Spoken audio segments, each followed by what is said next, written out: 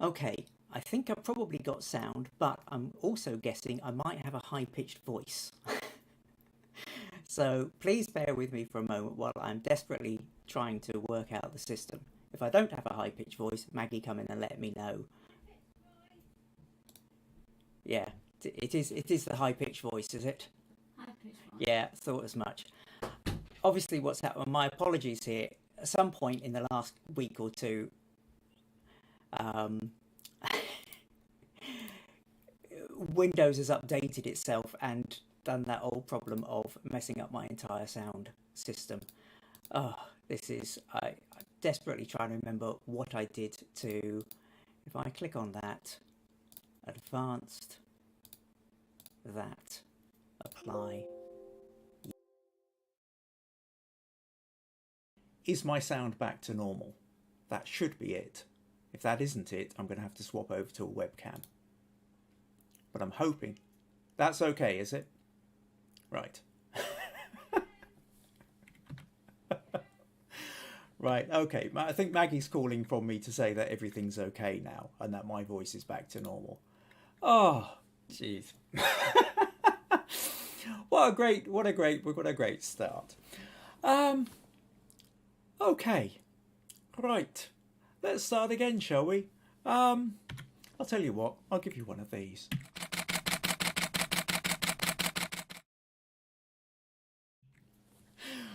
Right, so let's try again. Hello and welcome to Understanding Photography with Kim Ayres, episode 119, People and Cars. And yes, so my apologies, here we are, I don't know, many minutes into the thing and we're barely getting started.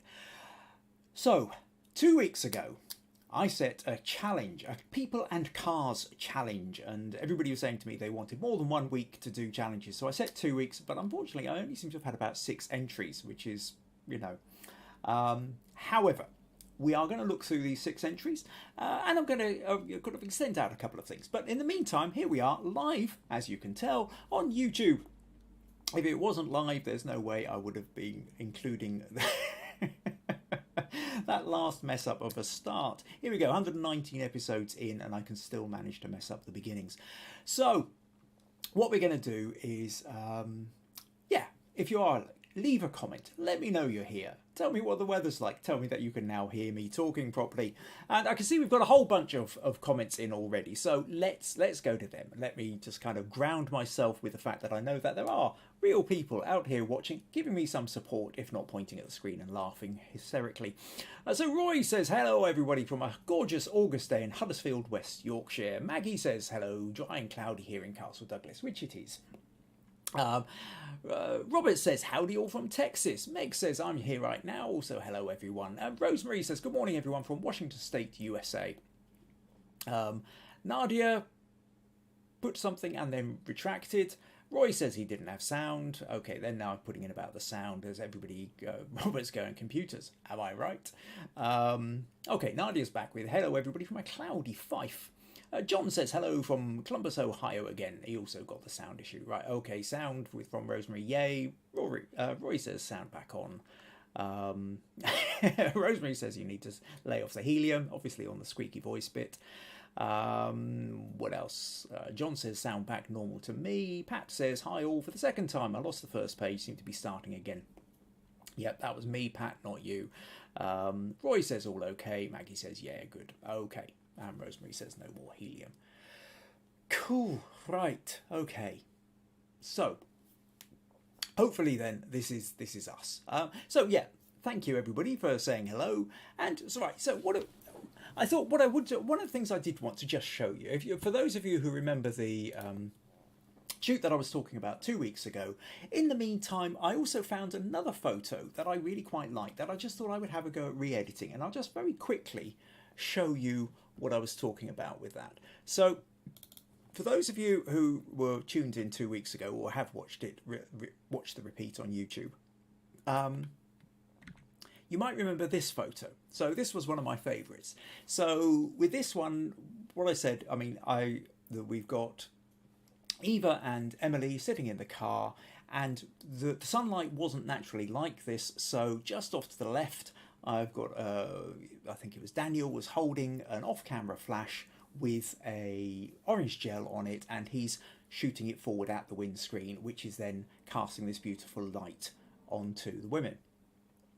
Now, and then what I also did, because we weren't actually driving or moving, I played around in Photoshop afterwards to create a movement blur in the windows, so that you get that feeling that I must have been lying on the bonnet or something in order to take this photo. So what I wanted to do, what I then also did, was I moved around, and here's another shot that I've taken, or another kind of final image. Now, we weren't at the seaside, but what I wanted to do was just, I was going back, I went in to the folder, and basically I found this image. And I thought, I did like this image, but at the time I couldn't figure out what to do with it. I didn't like the background. The background, we've got this sort of bit of brick shed. We've got, you know, buildings across the river, which are just kind of grey concrete and a bit dull. Got the light. This is the very, you know, so this is the, here you can see Eva and Emily are pretty much in exactly the same position. Only the difference is that I've moved around to the side of the car. But with all the mess on the windows and the background, I only fired off a couple of shots of this before I moved on, because I thought the background wasn't working. But like I say, in post-production, I kind of, you know, or rather in the last couple of weeks, I went back and I thought, what if I changed the background? And I created this. And what I did was I took a shot. Now, I'm not sure whether it was this. It might have been originally this one. And I think I reversed the image so that the sun would be over on the left-hand side of the picture. And then what I did was I lined up the setting sun with where the flash was on the left, where the flash is hitting the window. I lined up the sun with that. And then on this bit of window, I did a kind of 60%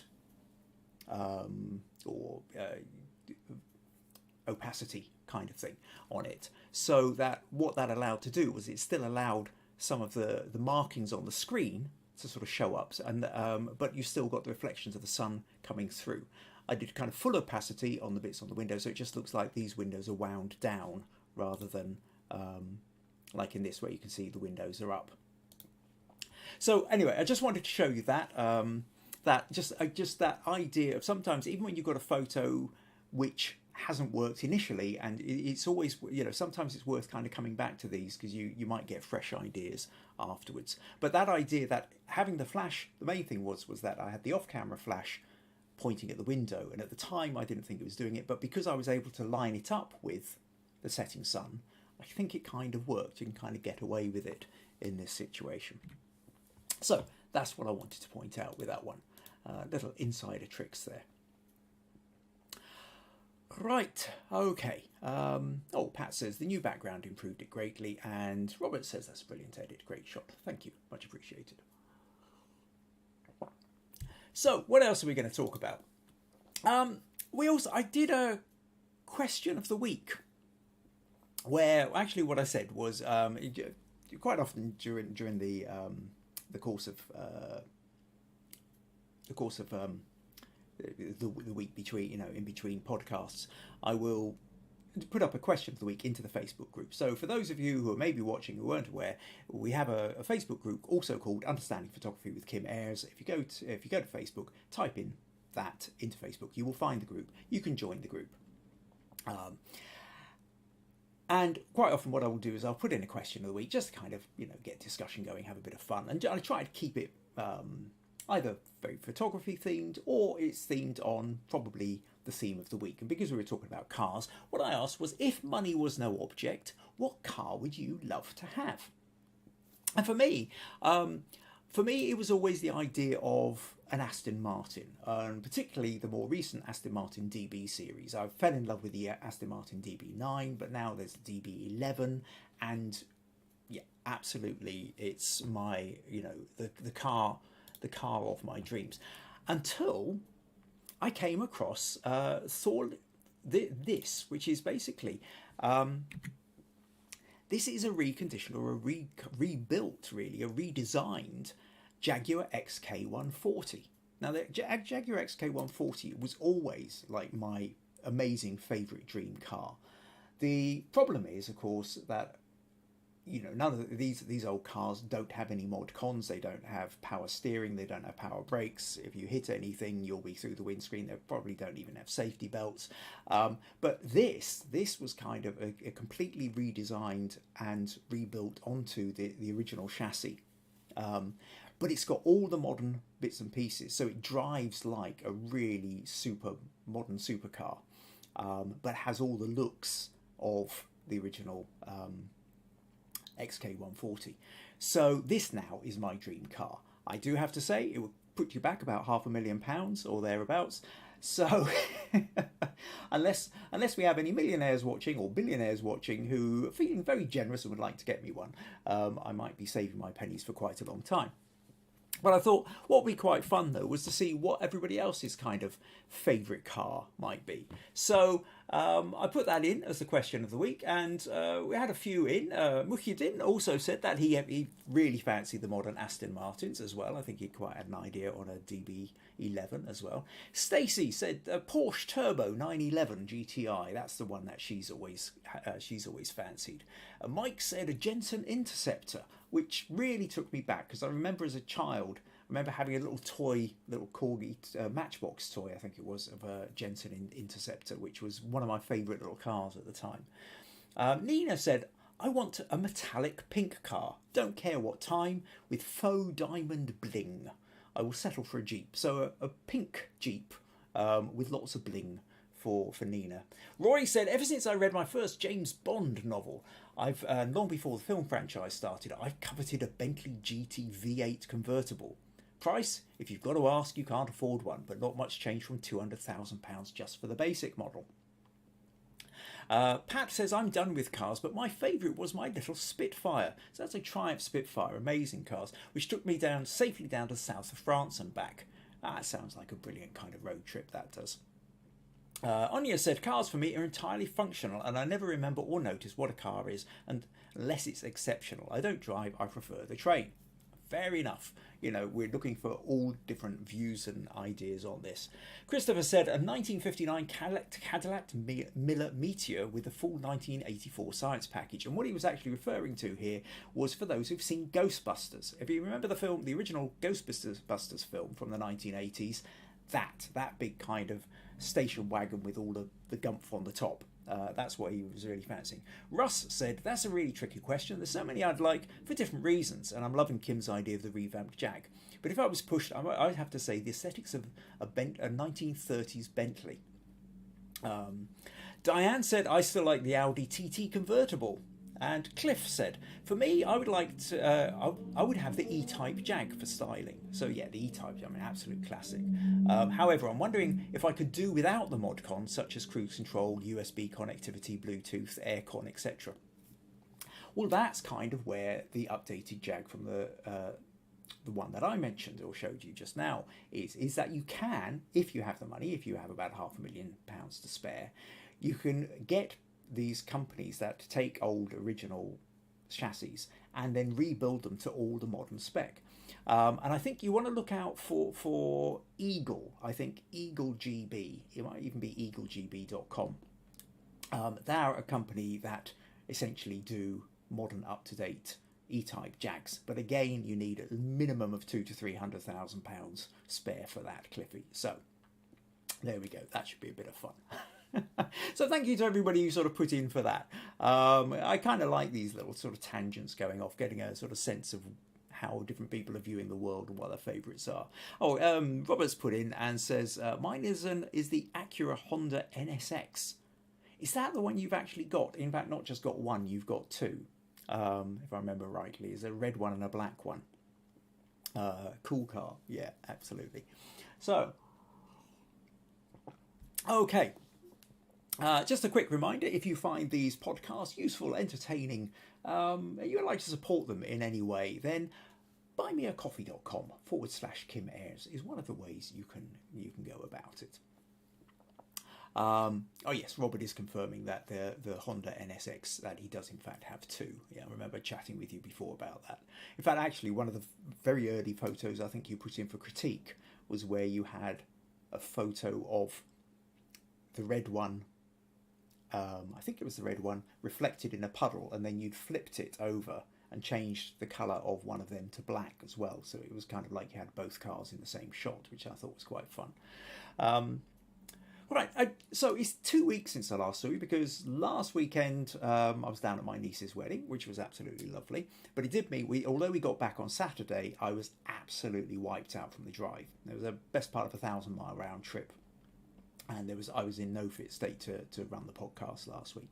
Another thing that's happened within the last 2 weeks is I have got a new camera. So for those of you who are into the cameras, I have been using a Canon 7D Mark II for the last 7 years or thereabouts. I was going to upgrade about 2 years ago, then COVID hit and it didn't seem worth getting a new camera when I wasn't able to sort of get out there and use it. So I hung on, and eventually what I've gone for is I've gone for the Canon R5. Now the R5 is a mirrorless system. If you're not really into this, don't worry. I'll be back onto ordinary podcast stuff in a moment. But for those of you who are interested, I saw that basically Canon, I can see Nikon is going the same way, but certainly Canon is fading out their traditional DSLRs, and the mirrorless is the direction they're going in. It will come a point whereby you just won't be able to get modern DSLRs. So I've decided to make the jump now. So rather than getting something like the 5D Mark IV, which is probably what I would have gone for if I'd been sticking, but I wanted to go full frame, I've gone for the R5. And being mirrorless, it is quite a bit. So actually, I'll show you briefly. A mirrorless means it doesn't have a whole bunch of gubbins in it. Basically, your traditional DSLR, when you look through the lens, you kind of look through a prism, you bounce off a mirror, and you look through the viewfinder, it bounces off a mirror, and then it goes through the lens, so you can see what's going on. And when you go click, the mirror lifts up, it opens up to allow the light to hit the sensor. The sensor hits behind the mirror, and then when you finish clicking, the mirror comes back down to protect the sensor again. So that means there's a lot of stuff going on the inside. A mirrorless system means there isn't any of that. So when you go click, it's just exposing straight on. And that gives certain advantages. And one of the advantages is it means it tends to be a slightly smaller and lighter camera. And I'll just show you here. I don't know whether you can, right. So this then is my 7D Mark II. And this is the back of it, just to give you a sense of it. And this here is my new R5. And if I, don't know whether you can really see that, but this one here, the 7D, is definitely, sorry, just try and line that up, bigger and heavier. You can forget the size of the lenses for the moment, but just to give you a rough idea of the size of it. However, I am still playing with it at the moment. I only got it barely a week ago, and I'm still trying to, there's a whole bunch of kind of settings and stuff where I've already been tripped up by this. I've left a couple of posts on Facebook now where frustration of I went to do something with it and it didn't work and I couldn't figure out how to do it. And basically I was having the camera equivalent of what happened just at the beginning of this podcast, when you think everything's working and it isn't. And suddenly you're thrown out because you can't figure out how you're supposed to set about correcting it. So I did have a rather embarrassing moment where earlier this week I decided I was going to take it out on a photo shoot with me and really use it as the key camera for the photo shoot, and suddenly it wasn't playing the way I wanted it to, and I had to put it away and bring out the 7D instead. So I've got another photo shoot I'm going to be doing this week coming, where I'm going to be taking along, and hopefully I will have worked out the teething problems with that by then. So right, okay, so let's move on then to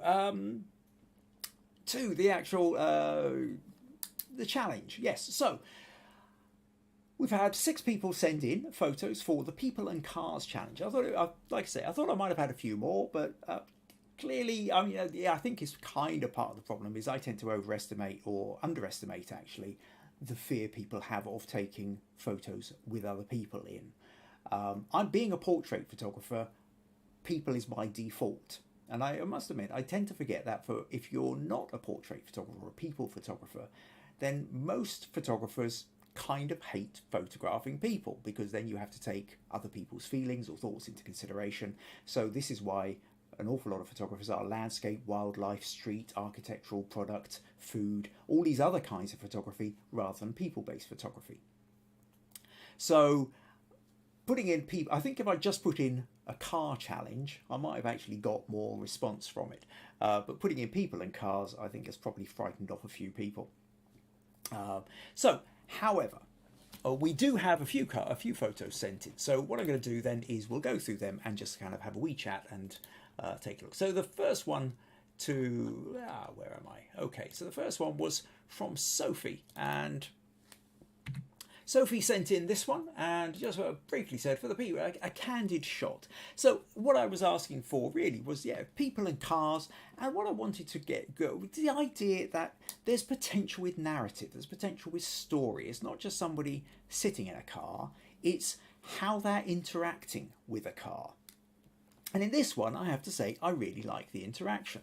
So we have couples sitting in car, but they are clearly looking at woman with camera or phone camera. So there is we can see the look on the guy's face. We can see the woman in the side here also looking in that direction. So that we do have this interaction. We've got the Porsche, nice Porsche convertible, which I'm sure Stacey would enjoy. And so that sense of interaction I really quite like. And then there's a couple of extra little bonuses here. Standing between, we have a woman on her phone who seems completely and utterly oblivious to what's going on. And then there's another woman over here who seems to have clocked the camera, the person who's actually, who's clocked Sophie, basically, who's holding the camera, taking the shot.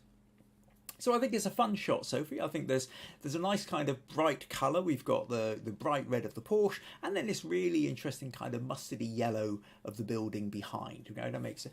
The only thing I would say, really, for something like this, if you could have got the gap between the two key elements of this, which is the car and the woman taking the photo of the car, is very wide. And it feels even wider because we've got the edge of the photo is quite close to the car here, the edge of the other photo is quite close to the woman here. So the gap becomes exaggerated. You might remember I've talked about how gaps get exaggerated in photography. And this is a case of that. Now, you might have closed that gap if you moved slightly further around to the left or right, or then what would have happened is the space between, the apparent space between the Porsche and the photographer would have kind of narrowed. There'd have been less gap between them. So that then you might have got other things in the background.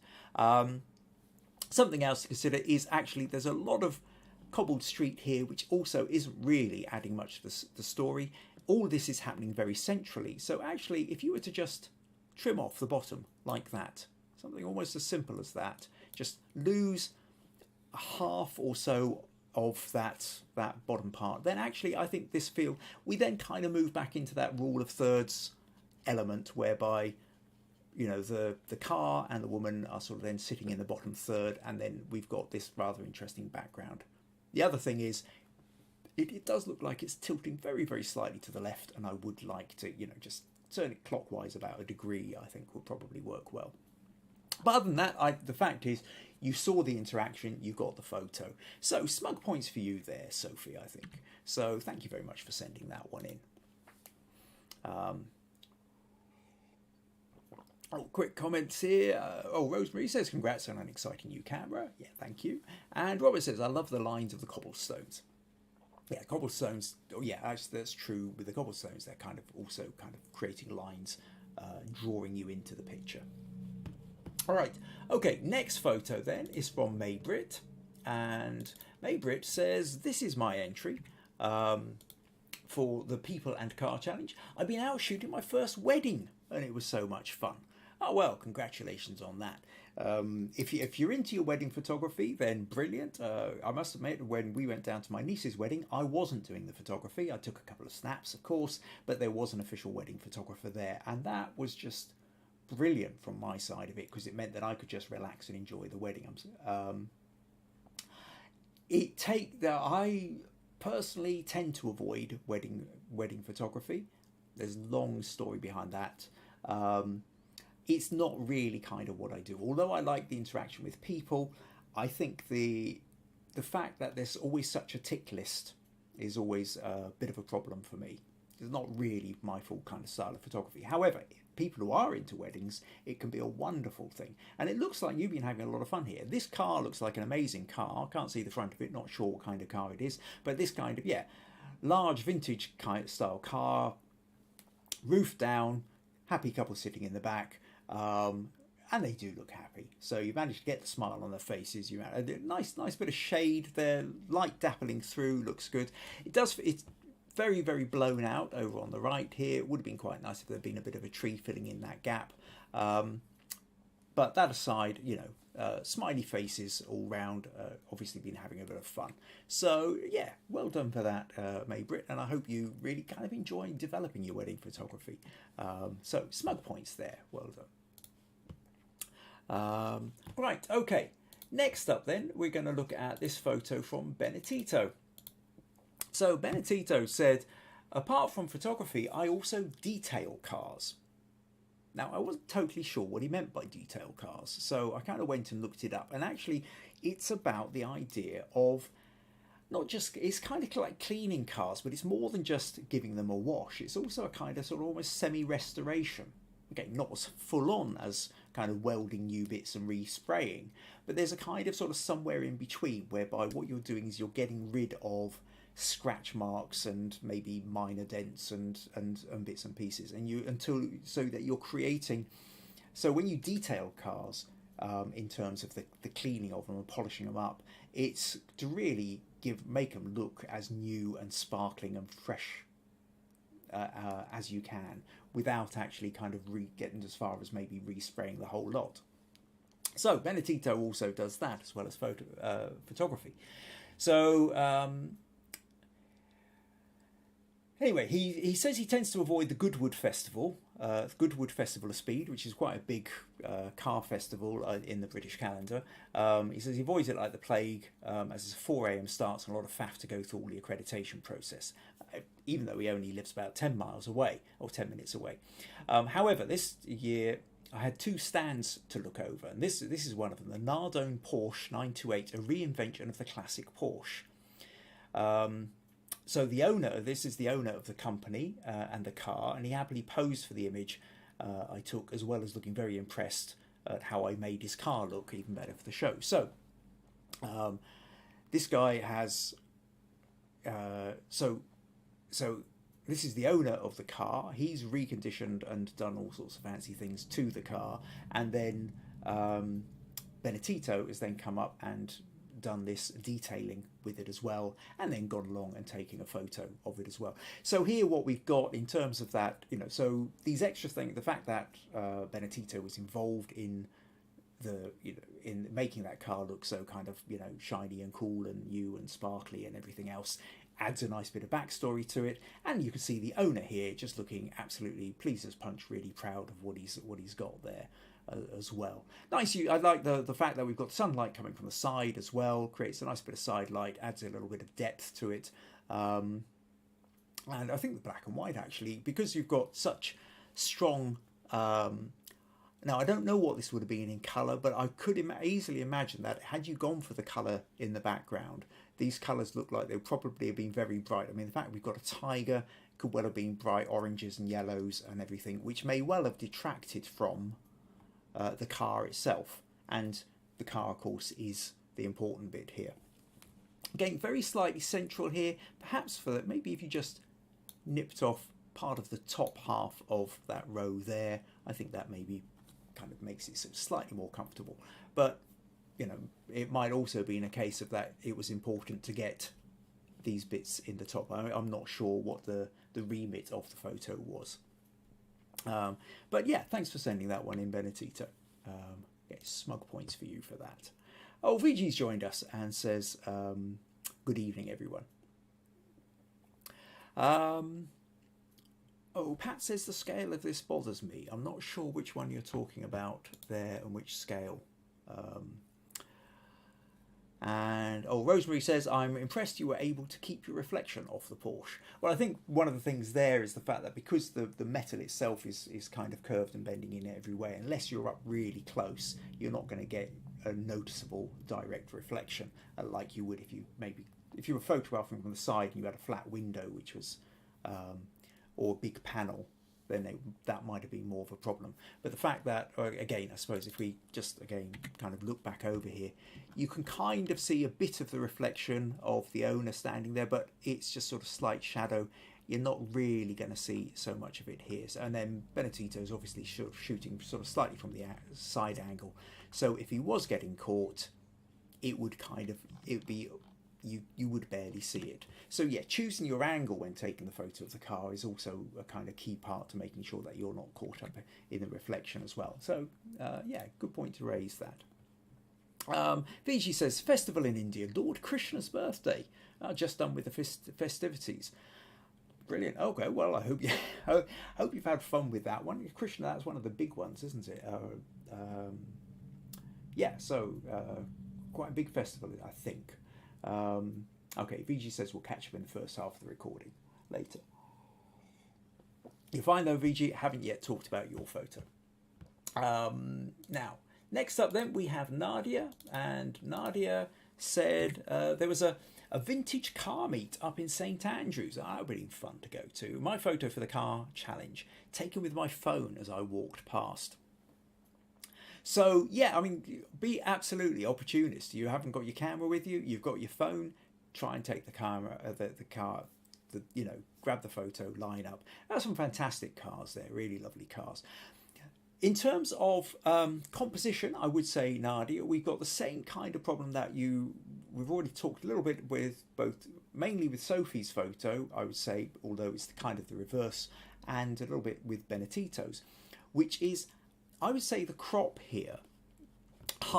The horizon line you've got is pretty much in the middle of the photo, so it's kind of going right, cutting through the middle, and then everything above that horizon line is just sky, which isn't really giving us anything. The main story here is everything that's below the horizon line, which is these three cars. So crop wise, I think you could probably, now we wouldn't crop in quite so far on the side. Okay, tell you what, let's just open that with Photoshop and I'll try and get a slightly better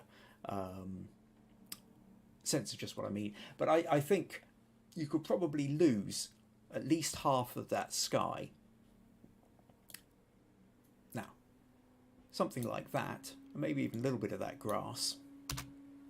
And I think now we have then chipped off the top of the flag here. The question is whether you feel that's important. If you feel it's important to get the flag in, then maybe you just take it down so you've still got the tip of it. But I still think you could lose part of that sky.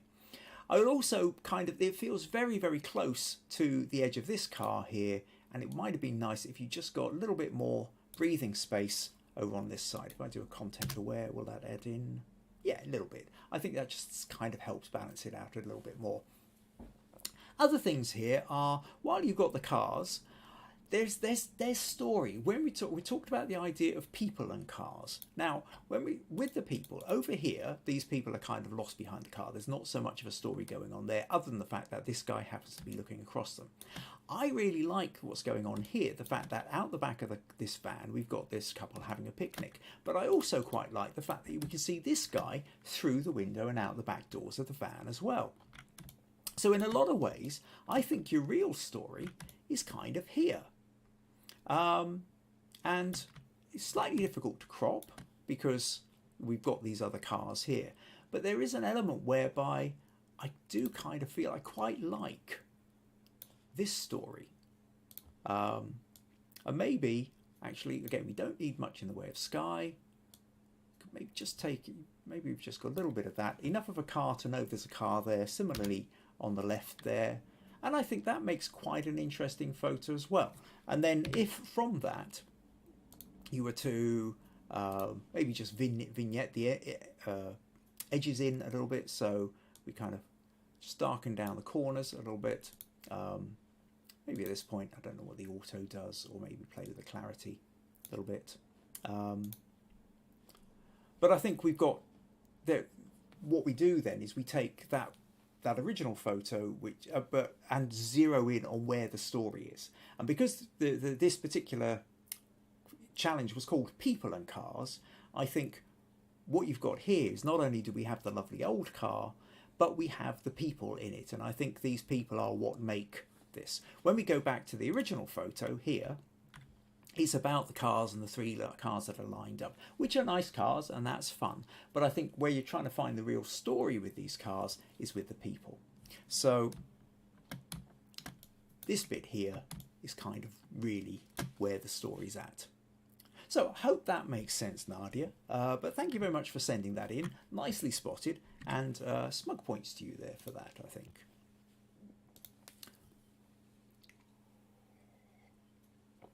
Right, Robert says you also have the reflection of the guy in the blue car. Ah, okay, let me just go back and double check that. Do we have the reflection?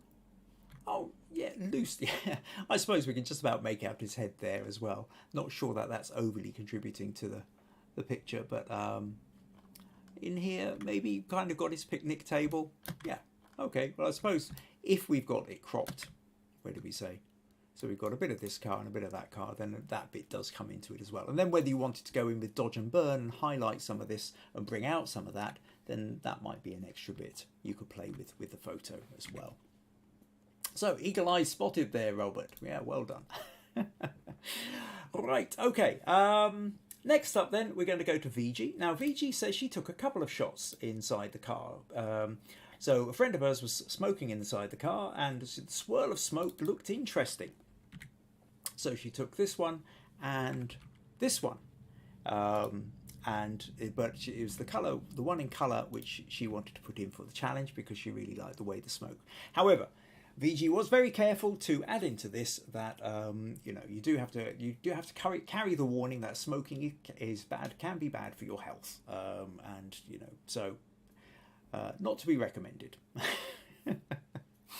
But in terms of grabbing the point, okay, so you're in the car, the smoke is there, and what we have here is, because we can see, if we look at where the light is falling, we can see the light on the top of the steering wheel here is coming down from above, and because it's coming in from this angle, and what this is essentially doing is kind of creating a backlight with the smoke. And for those of you who remember that when we've talked before about the notion of the back, when you've got backlight and you've got something like smoke or mist or fog, then the light hits and it dissipates and it spreads around and it creates a really, really interesting effect. If your light is in the front shining onto it, or from the same angle that you're at, it's never quite as interesting and the light's more likely to bounce off. Whereas when the light is behind, it cuts through and dissipates in really interesting ways. So yeah, I like the smoke effect on this. Interestingly though, Viji, this was your other shot. Now you went for the colour one because obviously it's got much more effect of the smoke. And in this one, if we zoom in, we can see the trail of smoke coming up from the cigarette here and the ashtray down here. So there isn't so much in the way of smoke. But I do have to say, actually, smoke aside, I really like this photo. I actually prefer the composition of this photo to this one. This one is about the smoke, but it's also then kind of about the steering wheel. This one really feels we're getting much more about the interior of the car, having this dash here. And also, I must admit, I like the black and white as well. The black and white is allowing us to play with the range of textures and tones that are really here. We do get a sense of texture and tone. So the different shades of light and dark, but also that light and dark is, you know, whether it's bringing out, we've got this, you know, little bit of smoke here, but that kind of, we know that kind of rough feel of, you know, and that kind of faux leather or leather effect, or maybe it's real leather. This is a Mercedes-Benz after all. You know, on the dashboard, we can kind of, we know that knobbly feel. We know what that steering wheel feels like. Even the kind of the denim of the jeans. So the black and white is kind of really kind of creating that textured feel. So yeah, there's some, again, this one needs tilting to the left. There's anti-clockwise just a little bit. We can see here really that this is tilted. If you kind of turned it so that it straightened the vertical, this became vertical. Likewise, this became vertical. Then it wouldn't feel quite so tilted. Looks like, well, probably you've done an upright shot and then cropped it down the top and the bottom. Could have been quite interesting if you'd gone from the side, but I also do take in consideration the fact that when you're in a car, there's not a lot of space, so you'd have been pressed right back to try and take this photo anyway. But I do think there's a lot to be said for the kind of textures and tones in the black and white as well. But yeah, interesting smoke, well spotted, and you know, like I say, the backlight does work particularly well. And of course the colour version also lets us know that the sun is out as well, whereas in this one the weather could be anything. But nicely done, Viji, and definitely smug points for you there. Robert says, nice smoky shot there. Okay, cool.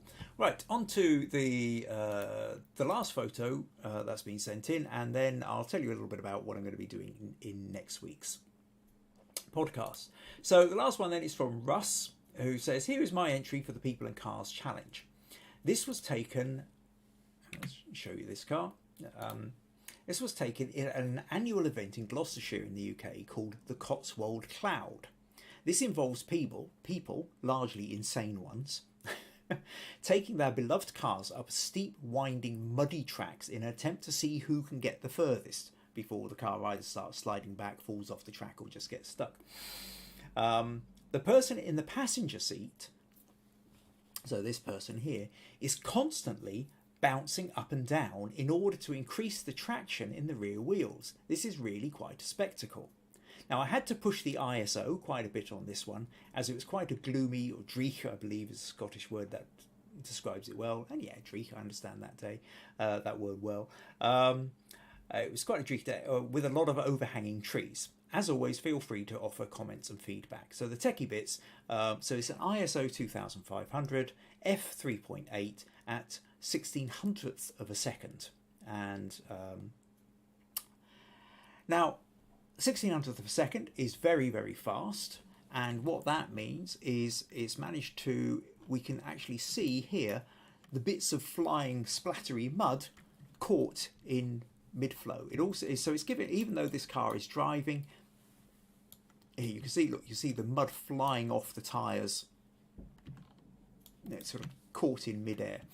Had he done much less than that, it would have been, there would have been motion blur, maybe too much motion blur, because it's really important if you're photographing cars that are moving and in this kind of environment that you get the car as clean and sharp as you can, which Russ has managed to do by having a high shutter speed. Counteracting that high shutter speed, he's got a very wide aperture, a 3.8, isn't giving you a lot of manoeuvre for going out of focus. You know, if he's locked onto the car and he goes click, and the focus, and if the car's moved too much, if he doesn't have tracking on, then it could be out of focus by the time he's gone click. So it's not an easy kind of photo to take, this one. And then counteracting that, or adding to that, then he's got a high ISO 2500 to try and let more light in to counteract the fact that he's got a very fast shutter speed, which is stopping the amount of light coming in that he would normally have. It does look like, despite it might have been a dreary day, it does look like you've got streaks of light coming through the trees here, so possibly the sun came out just at the moment from behind a cloud while they were going for it. Feedback, only a couple of things that I might suggest on this. Composition-wise, this is very, very central. There's space at the back here which isn't necessarily doing anything for it, and I think if you took half the space at the back here and just transferred that to the front of the, so half the space on the right hand side of between the right hand side of the picture and the back tyre, essentially, so whatever that distance is on your screen, if you essentially added that over on the left hand side of the picture, I think overall the composition is likely to maybe just feel that little bit better, where you've got feel like the car is moving into the picture a little bit more. And it then stops this being quite so central, a slight little bit more rule of thirds, and I think it would just add that little bit of extra energy to it. The other thing I would say is, in your editing process, clearly what's happened is, in order to, you know, you've been playing around with the clarity tool, I would say, or something, the slider in Photoshop, clarity and texture, and whilst I think that's worked really well for the car and the front, I think it's created overkill for the background. Now the background would have been a lot softer focus naturally. And what I would have been really tempted to do is, in your editing process, is to kind of do this in layers.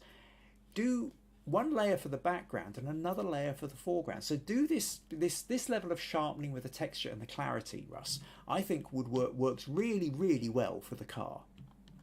But it's kind of creating too many artifacts, and it's kind of overkill with the background. I think if this had been softer background, it would have worked better. So in essence, if you sent me the original photo, I might have been able to show you quite what I meant. But in essence, what I would have done is kind of two edits. Edit the background for, where you could have done a little bit more vignette, allow these to be kind of slightly more naturally out of focus in the background, and then and then layer up, do your other bit where you've got this level, like you've done with the car, but only really allow it to be on the car and just in the kind of mud at the front and the sides of the car. So carefully kind of blending it in, I think would have probably given you, because this car needs to stand out, and actually because the background is very, very textured, I think where we've got all this kind of dead leaves and the browns and stuff here, and because it's become very contrasted, we've lost some of the separation between the car and the background. I hope that makes sense, Russ. I hope that gives you some ideas. So yeah, playing around, that's what I would primarily advise with the edit. Other than that, though, great fun shot, and sounds like an absolute scream being at a place like that, watching this, if you've got this guy in the passenger seat just constantly bouncing up and down to try and make sure the car keeps some traction going up the muddy hill, must have been a whole load of fun. So thank you very much for sending that one in, Russ. What else have we got here? Oh yeah, Meg says fantastic photo. Viji says wow, interesting car and capture, and Robert says that's a great shot. I love that it's a fast shutter speed and looks frozen in time. Cool. Okay, so quick reminder, if you find these podcasts useful, interesting, entertaining, and you would like to support them in any way, then buymeacoffee.com/Kim Ayres is one of the ways you can do it. Now, oh yes, what I also meant to say, a little bit of the thing here is, for those of you who've enjoyed not just for those who've entered their photo into this contest, but think about the feedback that I've given. And for on PhotoCrowd right now, this week, as in the competition opened yesterday, if you're on PhotoCrowd, I've set up a Cars and People contest on PhotoCrowd, and so you guys got a bit of a head start here. If you think about what we've been talking about the importance of not just the car but the interaction of the people and the car, whether it's the people around the car, the people in the car, and kind of creating a story, what's the narrative, these things become really important. So there's an opportunity here on PhotoCrowd to enter a contest there, which is specifically about people and cars as well. So I thought I would try and tie that in this time with this, in case you kind of felt inspired by some of the photos you've seen or some of the stuff we've talked about, might inspire you to go and enter the PhotoCrowd contest. Right, okay, so that's us pretty much. Next week I'm going to be talking about the Bath, the Bride, and the Spaceman. It's another photo shoot I did with in collaboration with Circle Vintage, where we had this amazing. It started off with the Bath, and then with Circle Vintage we got a couple of models.